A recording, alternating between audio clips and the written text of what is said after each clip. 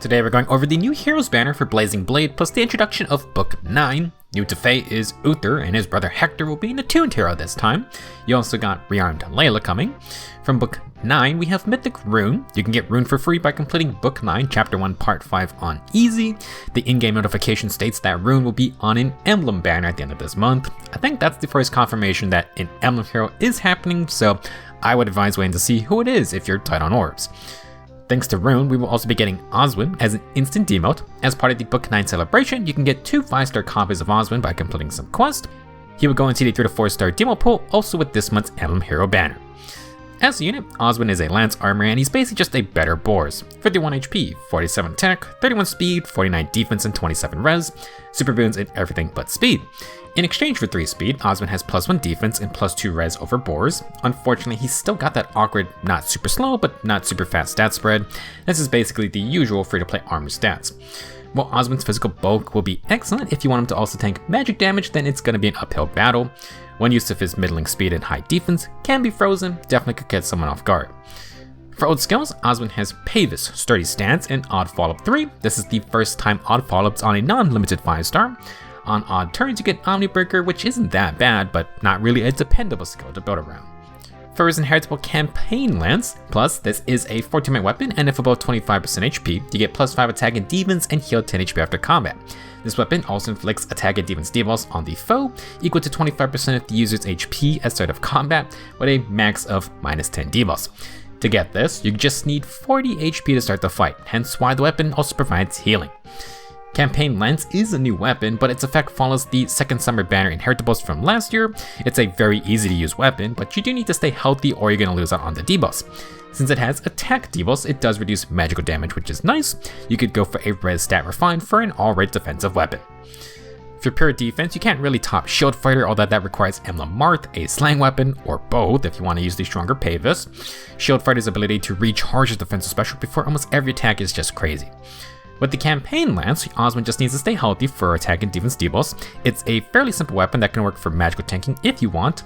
The new Twin Savior skills adds healing on hit, so it's a good pairing, plus the armored specials offer % DR if specials are ready. We do have a new B skill option, and that's Slick Fighter 4 via Nidhogger. With this banner, we also have Wily Fighter 4. The main benefits of these are that their true damage and flat DR are based on 20% defense. This makes them better than reopening since you also get free follow-ups for either phase. Slick Fighter neutralizes stat debuffs while Wily neutralizes the foe's field buffs.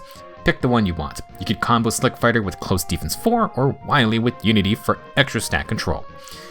To help charge up Armored Blades, Bonfire, Ignis, or even Aether, you can use Special Fighter as a Sacred Seal that also has Guard if you don't use a tier 4 boost. For other skills, Vengeful Fighter is pure enemy phase but has Omnibreaker with Breath type cooldown. Waving Fighter is for high regular % DR.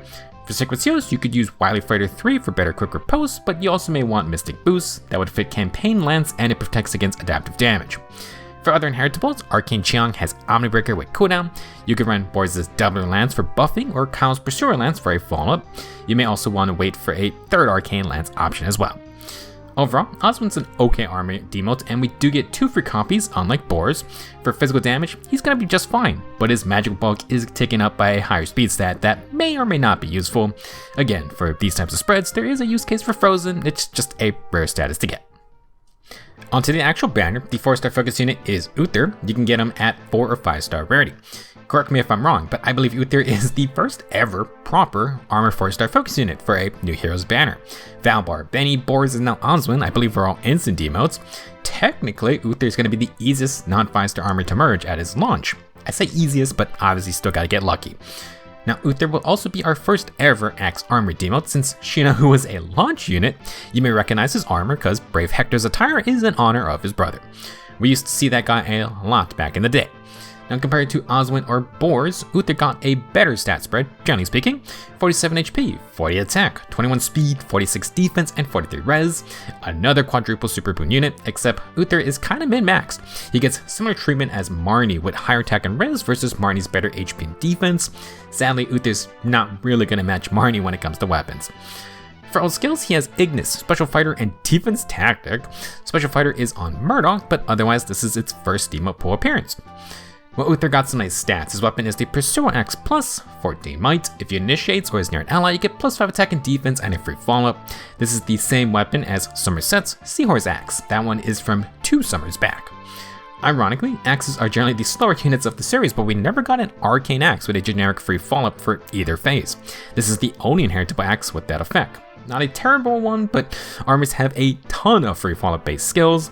Uther can certainly drop this for something better. If you want to keep Pursuer Axe, the free follow-up with Special Fighter's extra cooldown means higher chances for a special. You can get those Bonfire or Ignis procs, maybe Aether. Sadly, Special Fighter 4 isn't really that strong, plus Tempo does mess with it. It's okay, but you could also use the Sacred Seal version for the cooldown parts. If you don't need Guard, Vengeful Fighter 4 is probably better, though it's enemy phase only. Maybe you just want to run around with Armored Boots or Assault Troop, then sure, Special Fighter and Pursuer Axe can be fun. If you do go for a more generic save your enemy phase setup, Uther has some fun inheritables. Anchor Axe can give up to plus 20 attack and defense with Guard if you have high attack and defense allies. Tropical Conch is like odd defense wave 4, but it also buffs attack. The tempo effect is pretty good and could work with Special Fighter. If you want to go full tank, Axe's Devotion is kind of funny. You can just let the instant damage hurt the enemy, and if they don't heal, then you can just whittle away at their HP while Savior gets in the way. Now, if you did get Diatzi, Uther is the perfect candidate for fodder. If you can get attack and defense near save 3, you can get her entire kit. Armored Blaze with the twin save, Earthfire boost, and then Arcane Giant Axe. This weapon has Slang with instant -1 cooldown before attacking, meaning if you don't face Guard, Uther can retaliate with Armored Blaze. If you run Emblem Marth, then every first hit is Armored Blaze unless the foe has Scout. In addition, this weapon grants true damage and flat DR based on 15% attack. 48 base attack goes nicely with that, and if you run the new Slick or Wily Fighter Force skills, then you also add 20% defense as true damage and flat DR. Now, that's a nice combo, plus you got Armored Blaze's % DR that triggers twice with the twin save. Giant Axe does negate as sort of turn tech and debuffs. This means Wily Fighter may be a better choice. However, with more mid-phase debuffing sources, I would say Slick Fighter's debuff neutralization is still good to have. Besides Diatzi's fodder, Uther can just run with anything Oswin can. Shield or Weaving Fighter is fine, and if you just want to tank mages and dragons, then Uther's higher base res is more suited for that job. All in all, in terms of a Demote armor, Uther got traded pretty well. Now, does that mean it's going to be more popular than Marnie? Almost certainly not. However, you got some fun options on the table, especially with the current banners available. Hector may have lost his Brave armor, so he instead took Eliwood's instead. Attuned Hector breaks out the rare sword, and he's still an armor unit. For stats, he has 47 HP, 49 attack, 17 speed, 48 defense, and 45 res. Attack super boon, Hector is of course even more min-max than his brother. For old skills, Hector brings back Armored Beacon, which he originally introduced to the game. He also has attack and defense twin far save, which is also on Nidhogger. Hector's Fellowship Blade has 16 might and is sort of either phase. If within 2 spaces of an ally, Hector buffs himself and those allies with +6 defense and res, the Bulwark status, and the No Panic status. He has accelerated specials, and if within 3 spaces of an ally, Hector inflicts attack and defense debuffs equal to 6 plus 20% of his flat defense. Hector deals true damage equal to X and gets flat DR equal to 50% of X. Finally, he has good old Guard. Now, for that X value, this is the highest total field buffs among Hector and allies within 2 spaces. Attuned Hector will be quite annoying because he can pass on Bulwark to multiple units. The only other Bulwark status in the game is from Harmonic Goldberry's Harmonic skill. Hector can set up a front line for squishy allies to hide behind. Unless the enemy gets rid of it, has pass, or uses warping, Hector's team can position aggressively and just cut off backline access. Now, for the other part of this weapon, Hector has built-in Treachery True Damage. This one is better because Hector can borrow from nearby allies, and he gets flat DR equal to half that amount. He grants +6 defense and res, which is going to be 12 true damage and 6 flat DR. Try to get attack and speed buffs to double up. One counter to the AoE Treachery buff barring is hitting the team with Panic. Good thing Hector also brings no Panic. Hector's unique A skill is Ult of Ostia. He grants +5 HP. After acting or at the start of enemy phase and Aether rates defense, Hector puts up Divine Vein Stone within 2 spaces of himself. If the foe initiates or has more than 75% HP, Hector inflicts -10 attack and defense. He gets -2 instant cooldown before the foe's first attack, and he gets 50% DR piercing on all hits. Fairly straightforward, Hector's going to be like Brave Corrin with Stone Terrain setup, and on Aether rates defense, he readies this immediately. For combat, the -2 cooldown before the foe attacks is just like the Goose Friend, and it's to trigger Armored Blaze's %DR. Twin save will then give it another use. As for the +5 HP, debuffs, and DR piercing, all good stuff. Hector has been our original Distant Counter holder since the launch of the game, so it's fitting that he's going to bring Distant Counter Echo. Not much to be said, it's literally just DC. Unlike the Sacred Seals, BC units now get an option to use Distant Counter outside the A slot. For infantry units, it is tough to ignore LC Disrupt Echo. It's way better outside the B slot, and you can use Distant Bonus Doubler or just the Sacred Seal for Distant Counter usage. For non-infantry though, outside of Guard Echo, there's not a ton of defensive Attuned Echo skills. This is where DC Echo can slot in if you want it. Last up is Wily Fighter 4, which we've been talking about. It's the exact same as the new Slick Fighter 4, except it neutralizes the foe's field boss like a low effect. On top of the -5 attack, true damage and flat DR equal to 20% defense, these new fighter skills give a follow-up for either phase. Having some player phase presence is good, even if a simple follow-up to now will probably stop Hector's double. Now the bad thing about Wily Fighter is that its original tier 3 was only ever on Ascended Dune. There is a copy in the Divine Code shop, but otherwise incredibly rare skill. If you want to get all of Hector's skills in one go, you need that Dune. Otherwise, you're going to have to pick and choose. For playstyle, Attuned Hector will buff his team with Defense from Res, Bulwark, and No Panic. After moving, he can deploy Divine Vein Stone that fits his far-saving tanking. With Fellowship Blade and Wily Fighter, Hector has 2 flat DR sources. If you count the Stone Terrain's 10 flat DR on specials, then there's a third. This is combined with Armored Beacon's Unpierceable 40%, which is going to get charged thanks to Oath of Ostia. Even if the first hit is a weaker hit, Twin Save lets Armored Beacon proc again. Also works against Brave hits. Now Hector's Retaliation is going to have 50% DR Piercing and Treachery plus Wily True Damage. Hector doesn't stop follow-ups, but he does bring his own. He's not going to get a second Armored Blaze though if you don't bring Bread type cooldown.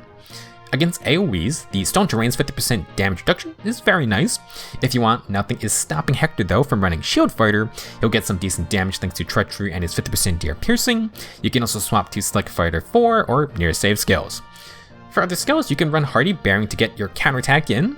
Hector has guards, so you can use Steady Breath instead of Special Fighter. Special Fighter could be used for initiating though. With Wily, you can have a mixed phase setup, and since he has Bulwark with Distant Counter Echo, there is a place for running Assault Troop or Armor March. While Hector has Savior, if he's in the front with Bulwark, you kinda have to fight him anyway. Some issues with this plan is that obviously Pass or Warping can get behind Bulwark, and if you don't have Savior, then uh-oh. Additionally, Armored Beacon only gives 40% DR against ranged foes. If Hector's fighting ranged and melee, you're gonna lose some tankiness against one of them, and Shield Fighter runs in the same issue. If you use Emblem Ike, then Hector could use Armored Blaze for melee percent DR, while Ike covers ranged. Overall, I do think Attuned Hector will be annoying thanks to the AoE team Bulwark. While you can sit back and far save in the Stone Terrain, you can also use Bulwark to entrap the enemy while Hector's team closes in. Besides that, Hector does get some decent damage potential with Treachery and the 50% piercing.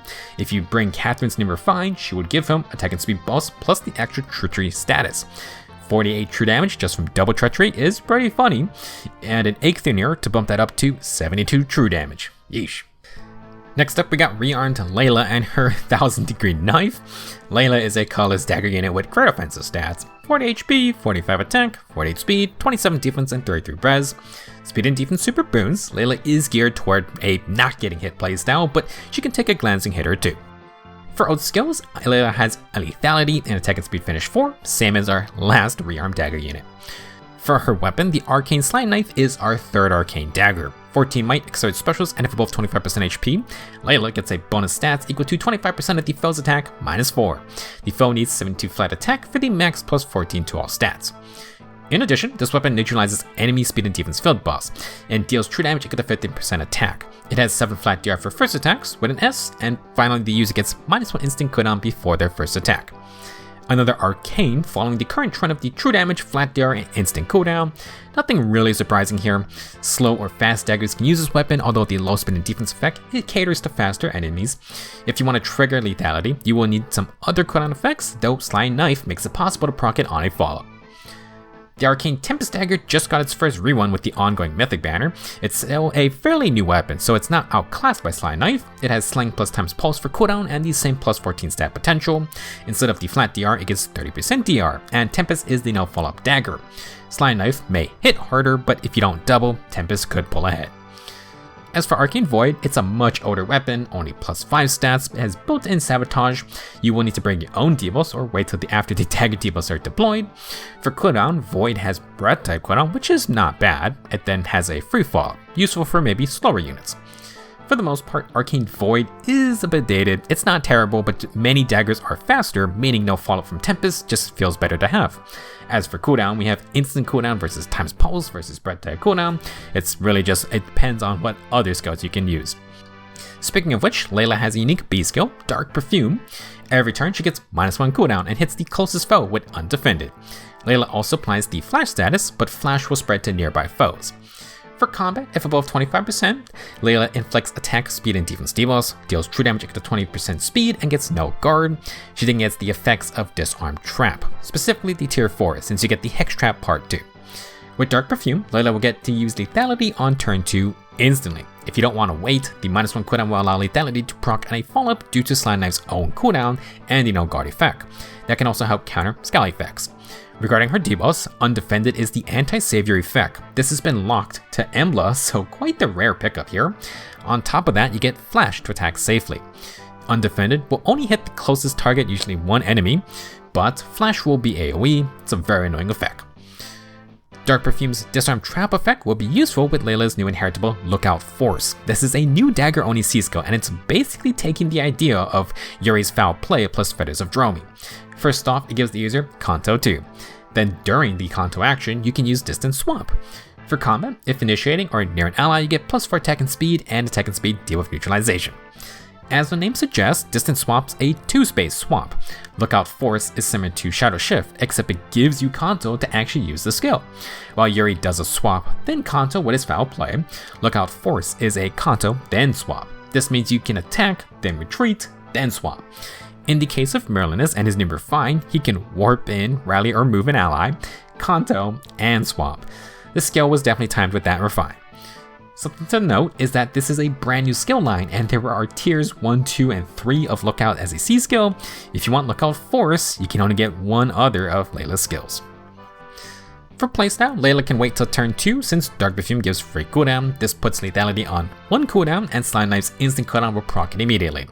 Leila can then Kanto away and swap if needed.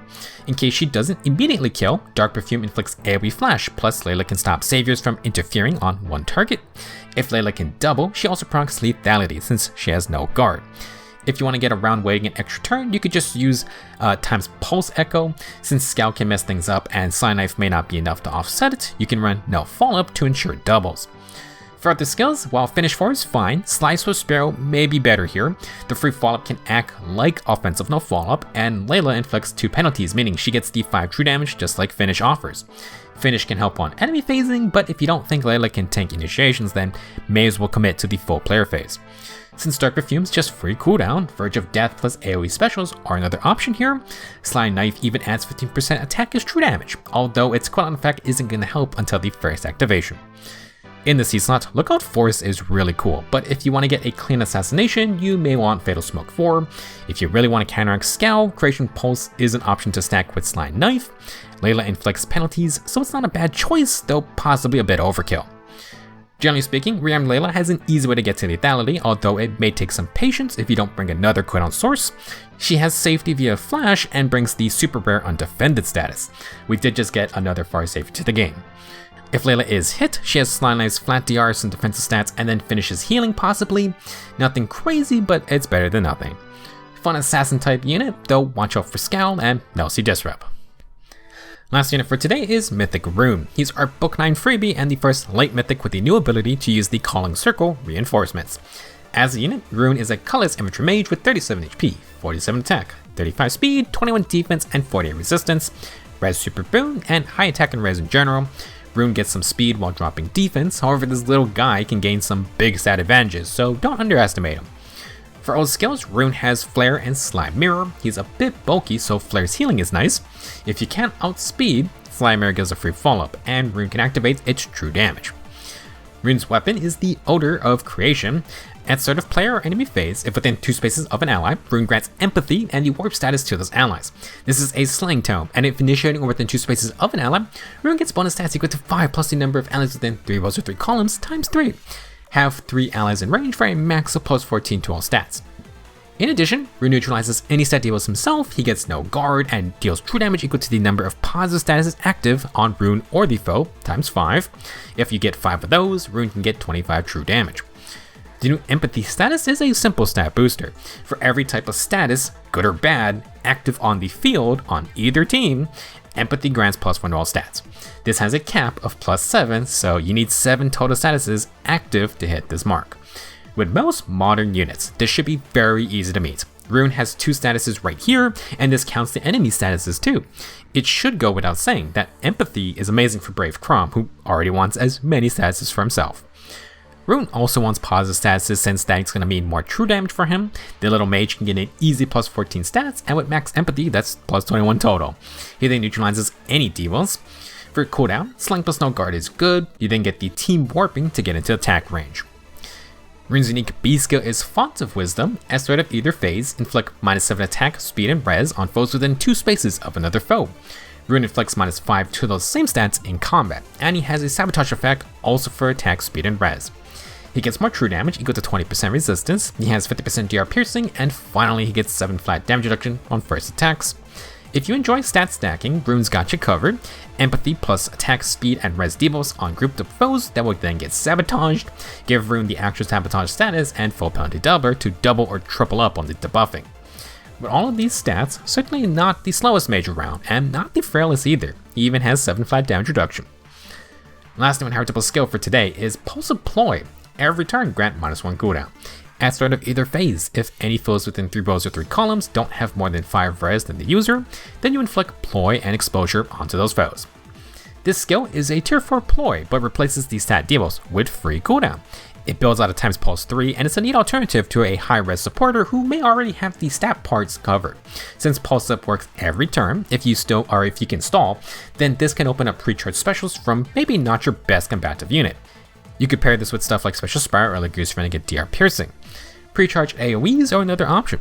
For a niche case, but an example of not needing the stat debuffs, you could have a weapon like Carrot Plus with the new speed and res Discord, different ranges, but you can cover all 4 stats while applying 3 separate statuses, and now your debuffer gets free cooldown each turn. Another example is Solin's new Refine. He has an attack and res sabotage and a gimmicky turn 3 and 4 effect. If you're gonna wait, you may as well get free cooldown. When it comes to Rune, his flare is gonna start on 1 cooldown every player phase. If he waits another turn, then like Leila, he'll have flare up and he has 50% DR piercing. If it's the same turn, then if Rune tanks a hit, he's going to charge flare due to no guard. He can heal back up the damage on the counter. Now let's tally up Rune's stat advantages because it's quite a lot. Font of Wisdom inflicts -7 to grouped up foes. With the built-in sabotage that becomes -14, and there's a base -5, so -19. With the built-in sabotage that becomes -14, and there's a base -5, so -19 just from the B skill. Order of Creation can grant +14 to all stats. Empathy can get +4 thanks to Ploy, Exposure, the Warp status, and Empathy itself. This is already 37 stat advantages for Rune, and he neutralizes debuffs while Ploy can mess with the enemy buff-related effects. In terms of damage, you get 20% res true damage, +5 from Slime Mirror, and then you up to +25 via Order of Creation. This will also require 3 more statuses from your team, or you can rely on the foe to buff up. It's also going to be 50% TR Piercing and Slime Mirror's free follow-up. One change you could make is using flat resistance boosting A skills like Stronghold or Crystalline Water. Ploy still does a flat res check, and if you're going to use Rune in Aether Raids, then you may get out res via Blessings. Now, you could use Squad Ace or Stillwater Seals as well. For other fun Ace skills, you could use Finish for healing or Close bonus doubler to fight melee foes. It would be nice to get some % DR or just more flat DR if you really want to tank. Bonus doubler as a Sacred Seal with full team buffing, of course, would also add more to the stat stacking madness. I don't think there's a must-use C-skill other than Pulse Deploy here. The free cooldown can be used on AoE specials or Astra or Dragon Fang. Flare is really nice to have, but if you just want a nuker and you can wait a little longer, then Rune can charge up for sure. All in all, fun little freebie unit. Empathy is almost a free +7 stats considering most teams have a couple statuses just by default. Even if you lose all your statuses, Empathy counts the enemies as well. Not sure if Rune is going to be a powerhouse like Mythic, but for the moment, you kinda need to use him if you want reinforcements. At the very least, he can support from the back lines. That's going to be it for this banner breakdown. Book 9 starts off with 3 new armor units, and Hector's giving out Distant Counter as an attuned skill. His Bulwark status and Leila's Undefended are pretty rare, plus we now got Empathy from Rune. Lookout Force is a very cool C-skill, though it is dagger locked. You also got another Arcane Dagger option. I also think Pulse Up Ploy is pretty good. I'm really surprised we didn't get spammed with more Pulse Up skills this year. It's literally free cooldown without fighting.